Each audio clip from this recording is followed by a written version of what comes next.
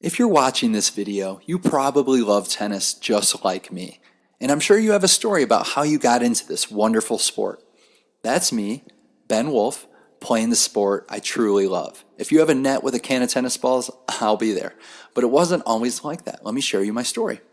When I was a kid, I loved baseball. I played all the time and enjoyed every minute of it.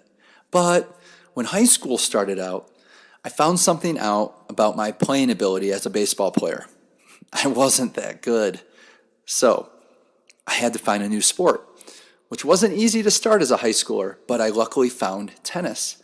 As you know, tennis is an addicting sport. I played all the time, and I got pretty good at it. But then I started realizing that no matter how much more I played, I started leveling out in my performances on the tennis court. So what was going on?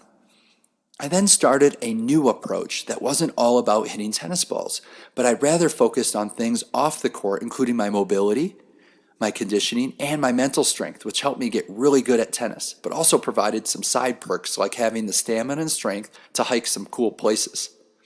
I started realizing that being a good tennis player wasn't just about hitting tennis balls. I found that working on other factors that impacts my tennis game made a huge difference. This includes my health, my fitness, and my mind. These three factors in particular allowed me to keep improving on my tennis game.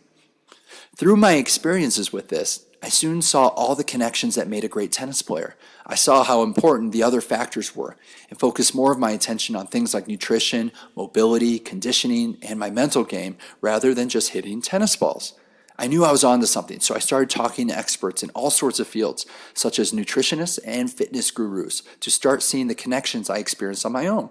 I read a ton on these subjects, as well as books on the hidden factors that influence performances, and I found some cool stuff to write about. I started to realize that this information is not compiled for the tennis player. So I started this site called Teach Yourself Tennis.